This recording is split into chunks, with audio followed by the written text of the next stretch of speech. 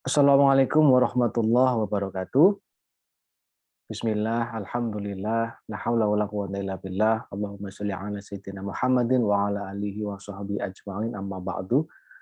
Teman-teman yang baik, yang mudah-mudahan kalian selalu dalam keadaan sehat, bahagia, dan juga sejahtera, baik lahir maupun batin. Baik, teman-teman yang dicintai oleh Allah Subhanahu wa taala, di video ini saya akan menyampaikan materi kuliah kita tentang puasa dan juga haji. Dua ibadah yang merupakan bagian dari rukun Islam. Puasa dilaksanakan di bulan Ramadan dan haji dilaksanakan di Mekah ya, salah satu ibadah yang merupakan impian ya, cita-cita dari mayoritas umat muslim. Namun dalam puasa ini nanti sebenarnya ada puasa wajib dan juga ada puasa sunnah ya teman-teman ya. Kalau puasa wajib teman-teman pasti tahu nih puasanya dilaksanakan di bulan Ramadan. Kalau puasa sunnah selain bulan Ramadan, misalkan nanti Anda mau puasa Senin, Kamis gitu ya, karena mungkin ada tambahan-tambahan ibadah yang ingin kalian lakukan sebagai penguat ya, agar nanti Allah bisa mengabulkan ya hajat atau cita-cita teman-teman. Itu juga bisa dilakukan. Baik, teman-teman yang baik dalam konteks ini lebih fokus kepada puasa Ramadan ya, teman-teman ya. Meskipun bulan ini bukan bulan Ramadan, tetapi tidak ada salahnya kita menguatkan keimanan kita terkait dengan puasa yang dilaksanakan di bulan Ramadan. Teman-teman yang baik, sebelum kita berbicara terlalu jauh, terlebih dahulu kita perlu tahu dulu nih, seperti apa sih dan apa sih pengertian puasa itu. Dalam bahasa Arab, puasa itu diartikan syaum atau asyam yang memiliki makna atau arti bahwa asyam atau saum ini menahan diri.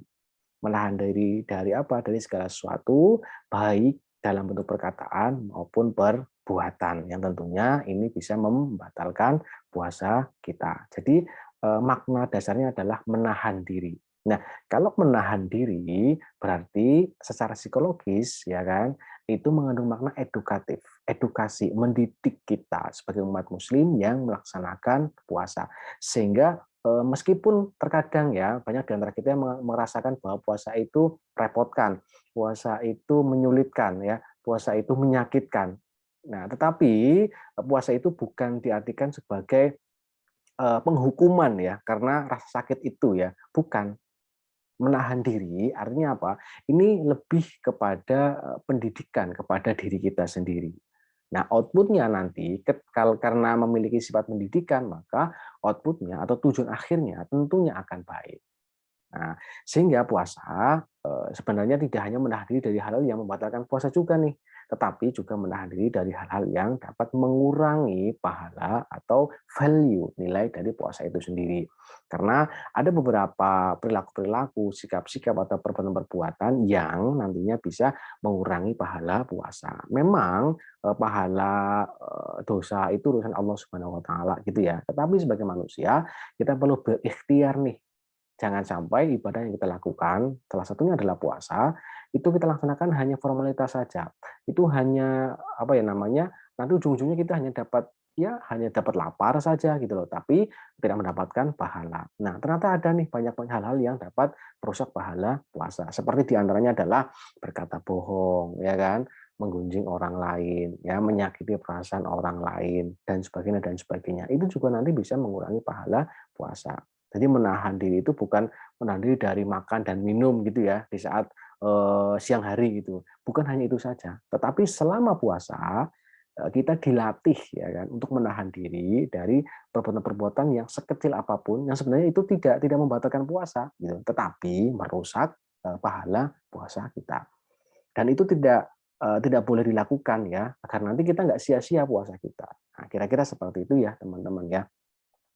Teman-teman yang baik, tadi kita membahas tentang pengertian ya. Sebenarnya hakikat puasa itu adalah mendidik, mengontrol, dan mengevaluasi diri, dan juga membina serta meningkatkan pengetahuan kita, dan perubahan sikap sendiri, serta mengarahkan diri kita menuju tujuan yang diridhoi oleh Allah Subhanahu wa Ta'ala. Tentunya outputnya adalah menjadi manusia yang patuh dan juga taat, takwa.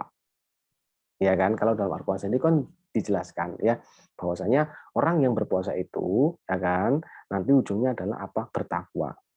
Ya ayyuhalladzina amanu kutiba alaikumusyamu kama kutiba alal ladzina min qablikum la'allakum tattaqun, agar kamu bertakwa. Sehingga puasa itu menahan diri yang mengandung makna ya, selain mendidik itu juga diartikan adalah membina, meningkatkan pengetahuan kita tentang apa? Ya tentang bagaimana kita merasakan orang yang kelaparan ya kan, agar nanti kita bisa memiliki sikap-sikap ya. Jadi setelah puasa itu sikap kita mestinya apa ya, tercermin sikap yang positif, akhlakul karimah. Dan puasa itu outputnya adalah perubahan sikap itu tadi ya teman-teman ya. Sehingga tidak hanya menahan diri saja gitu, tetapi juga outputnya adalah membentuk sikap yang baik. Nah, tentunya ketika sikap kita baik, ya kan, maka kita akan terarah ya hidup kita sesuai dengan tujuan hidup kita yang tentunya diridhoi oleh Allah Subhanahu wa taala. Ya. Selama 30 hari tersebut, ya kan, selama 30 hari kita melaksanakan puasa, ya kan, tujuannya nanti adalah agar kita bisa taat. Nah, ketika setelah puasa Ramadan selesai kita tidak taat, nah, maka itu perlu dikoreksi.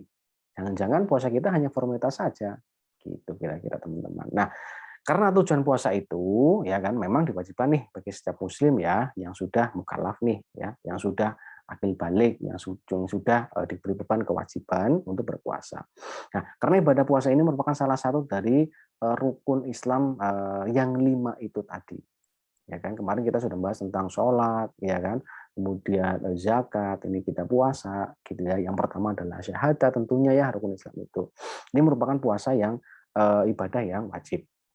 Nah, yang kedua tujuannya adalah melatih mencapai tingkat ketakwaan kepada Allah Subhanahu wa taala. Seperti ayat yang tadi sudah saya sampaikan ya sebelumnya ya kepada teman-teman tadi itu bahwa tujuan akhirnya adalah kita bertakwa. Takwa itu adalah menjalankan semua perintahnya dan menjauhi segala larangan-larangannya. Gitu. Sehingga yang terpilih, yang dipilih oleh kita adalah menjalankan semua apa ya, semua perintah-perintahnya nih, gitu kira-kira. Karena perintah Allah adalah agar kita berpuasa.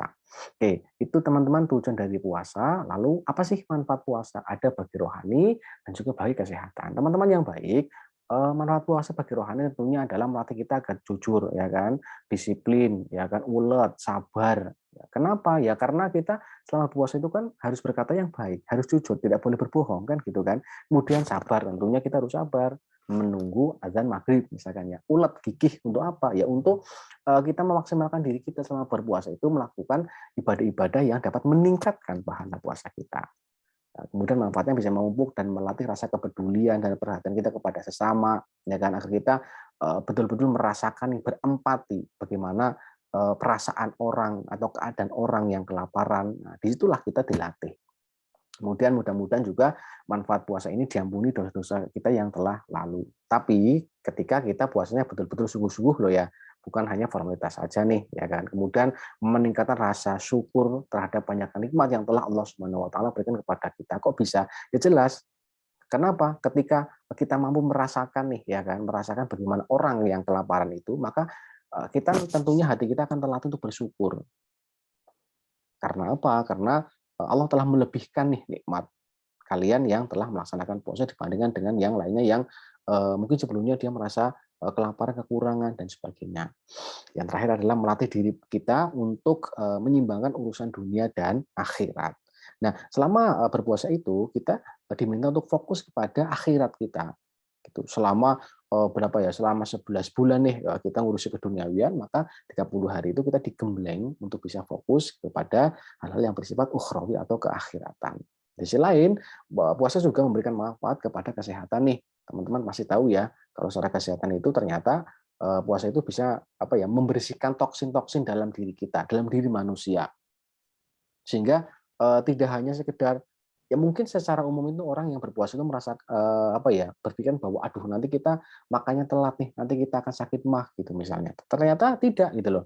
Justru di sisi lain yang sebelumnya selama 11 bulan kita makan seenaknya ya, kita makan seenaknya sendiri, ternyata setelah 30 hari kita itu menahan diri kita dari makan makanan yang nanti apa ya, memperbaiki sistem metabolisme dalam tubuh kita agar kita kita terbersihkan ya dari toksin-toksin atau bakteri-bakteri atau kotoran-kotoran yang ada dalam diri kita. Juga ini juga meningkatkan kesehatan otak kita ya kan. Karena apa? Ya karena apa ya? Karena kita fokus ya kan kepada akhirat. Kemudian puasa merupakan terapi detoksifikasi ya kan yang sebenarnya itu paling tua ya dalam sejarah peradaban hidup manusia. Nah, yang terakhir adalah mendorong peremajaan dan pergantian sel-sel tubuh yang rusak dengan yang baru. Sehingga meskipun kita merasakan kelaparan, ya kan, tetapi di sisi lain, ketika kita sedang puasa, dalam tubuh kita itu sistemnya itu sedang dirubah, sedang diganti dengan yang lebih baru, sedang diganti dengan yang lebih baik. Oleh karena itu makanya kita disunahkan untuk apa ya namanya untuk saum ya kan untuk sahur gitu kemudian setelah itu mengawali berbuka puasa itu sebenarnya itu sudah diatur ritmenya sedemikian rupa sehingga sistem pencernaan dalam diri kita itu tetap berfungsi dengan baik bahkan malah diganti dengan yang lebih baik gitu ya teman-teman. Kemudian sebenarnya hikmah puasa. Setelah kita tahu ya kan tadi tentang tujuannya apa dan sebagainya, ternyata puasa itu memiliki hikmah yang luar biasa. Nah, puasa penguji bagi manusia untuk membendung semua hawa nafsunya dan menahan untuk tidak melakukan perbuatan yang dilarang oleh Allah Subhanahu wa taala. Salah satu terapi yang jelas adalah puasa itu sebagai salah satu treatment kepada manusia ya kan agar dia tetap taat kepada Allah nih, tidak melakukan perbuatan-perbuatan yang dilarang oleh Allah Subhanahu wa taala dan juga memunculkan sifat yang positif, sifat yang baik dalam diri manusia. Ya karena apa? Karena dia taat begitu. Kemudian meningkatkan rasa syukur atas nikmat yang Allah berikan kepada manusia. Yang jelas adalah puasa itu bisa dijadikan terapi untuk membentuk diri manusia ya kan agar terwujud sikap ya kan dan sifat yang positif. Teman-teman yang baik, setelah puasa ibadah lainnya adalah haji. Teman-teman yang baik, teman-teman pasti tahu nih ya ibadah haji itu seperti apa ya.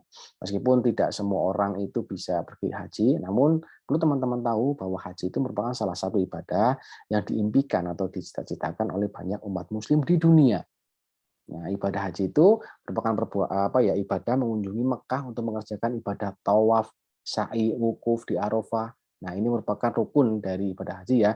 Dan ibadah-ibadah lain nih yang sunnah demi memenuhi perintah Allah dan mengharapkan keridoannya. Kalau tawaf itu mengelilingi Ka'bah ya. Kalau sa'i itu lari-lari kecil, kemudian wukuf itu berdiam diri ya di padang Arafah. Nah, teman-teman yang baik, jadi ibadah haji itu tidak seperti berwisata gitu ya, hanya berkunjung saja tidak, tetapi ada ibadah-ibadah yang harus dilakukan di sana dan dimaksimalkan dengan sebaik-baiknya.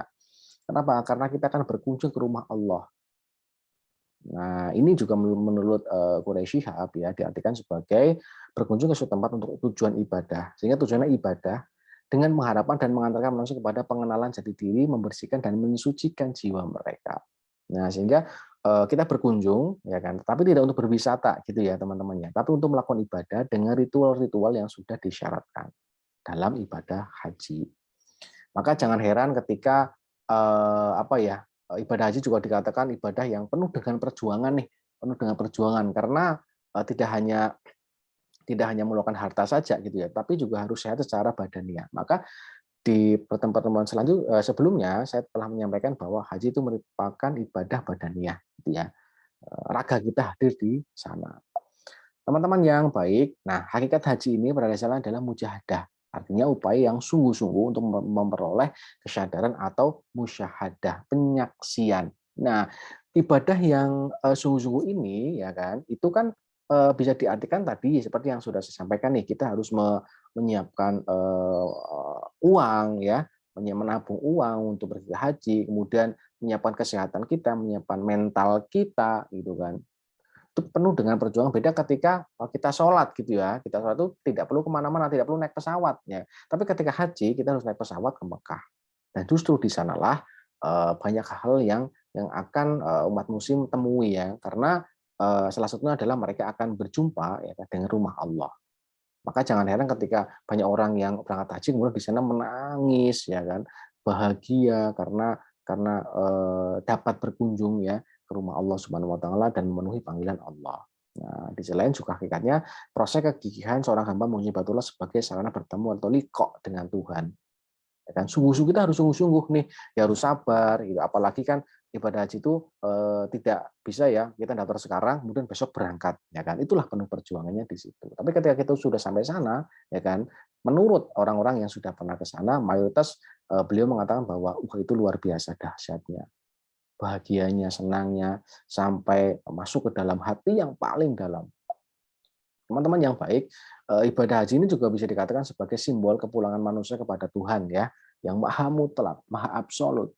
Oleh karena itu, haji hanya semata-mata karena Allah, jangan dikaitkan dengan urusan-urusan keduniawian lainnya ya, karena sombong, karena kita ingin pamer bahwa kita memiliki harta yang banyak sehingga kita mampu untuk berhaji agar orang lain tuh mempersepsikan kita ya, orang yang kaya.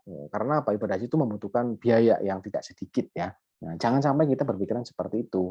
Jangan sampai kita ingin pamer kepada orang lain gitu ya, tapi semata-mata hanya karena Allah.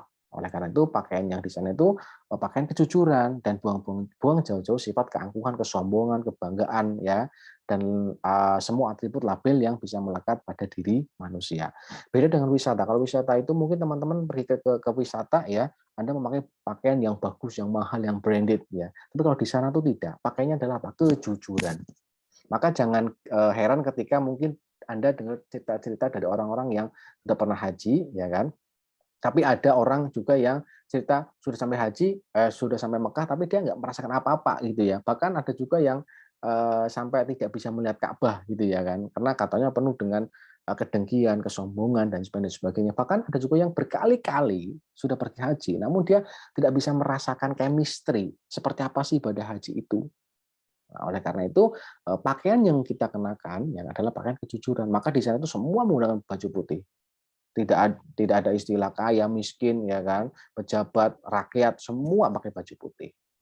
Karena semua di hadapan Allah itu sama. Itulah kira-kira simbolnya ya, teman-teman. Nah, keberhasilan ibadah haji bukan dilihat dari berapa kali atau seorang banyak. Orang yang banyak melakukan ibadah haji berarti dia orang sukses. Tidak. Bisa jadi karena dia sering berangkat haji, karena apa? Karena dia itu belum menemukan chemistry, belum menemukan makna, ya. Sehingga bukan karena berkali-kali ya kan secara kuantitas, tapi lebih kepada secara kualitas. Kesadarannya juga ya kan, karena ini panggilan Tuhan, ya kan. Karena musyahadah inilah ya kan, kesetaraan inilah yang akan membentuk visi kemanusiaan, keadilan dan solidaritas sosial. Kesadaran yang demikian akan membentuk manusia yang arif. Artinya apa? Setelah orang itu pergi haji dan pulang ke Indonesia, pulang ke negaranya masing-masing, harapannya dia akan membentuk sikap yang arif, bijaksana, ya kan, akan lebih menunjukkan pribadi yang lebih baru lagi, lebih fresh dan juga lebih positif ya, memancarkan aura-aura yang positif dan memberikan kebaikan kepada masyarakat di sekitarnya. Itulah visi dari ibadah haji ya, teman-teman ya. Nah, yakni manusia yang mampu memberikan kesejukan, ya, kecintaan, kebenaran, dan keadilan di muka bumi sehingga mereka mampu membersihkan dari unsur-unsur duniawi dan membangunnya di atas batin yang tulus dan juga suci. Sehingga orang yang pergi haji, ya kan, setelah pulang ke negaranya masing-masing, ya kan, mereka mestinya itu akan lebih fokus kepada akhirat. Karena apa? Karena mereka sudah berkunjung nih ke rumah Allah Subhanahu wa taala, sudah tertata hatinya, sudah terbentuk hatinya, sudah tersetting hatinya, sudah terbersihkan hatinya, ya kan? Sehingga dia memancarkan aura-aura yang positif dan lebih fokus kepada akhirat dan berhati-hati dalam segala tindakannya. Maka kadang-kadang orang yang haji itu kalau di desa-desa itu menjadi salah satu contoh ya, role model. Tapi banyak juga orang yang enggan pergi haji karena takut ya, takut nanti di desa itu diminta berceramah, ya kan, diminta nanti menjadi ustadz dan sebagainya, gitu ya. Padahal orang yang berhaji itu pulang itu bukan berarti mereka mendapat label kiai, mendapat label ustadz gitu ya, tidak ya, karena itu adalah ibadah ya. Kalau ustadz, kiai, mungkin itu bisa diartikan sebagai sebutan oleh masyarakat gitu ya. Tetapi tugas orang yang sudah memiliki haji ya kan, sudah pernah haji adalah apa? Adalah menyebarkan ya kebaikan-kebaikan kepada masyarakat. Menjadi contoh yang baik di masyarakat. Itu ya yang luar biasa sekali. Ya, mudah-mudahan kita semua bisa berangkat ke Mekah gitu ya, bersama dengan keluarga dan orang-orang tercinta kita. Teman-teman, itu saja yang bisa saya sampaikan. Alhamdulillah alamin. Mudah-mudahan ada manfaatnya sehingga mudah-mudahan segala puasa ya yang telah kita laksanakan di bulan Ramadan kemarin ya diterima oleh Allah Subhanahu wa taala dan kelak kita bisa segera menuju ke Makkah. Amin Allahumma amin. Teman-teman yang baik, sekian dari saya. Ihdinas siratal mustaqim. Assalamualaikum warahmatullahi wabarakatuh.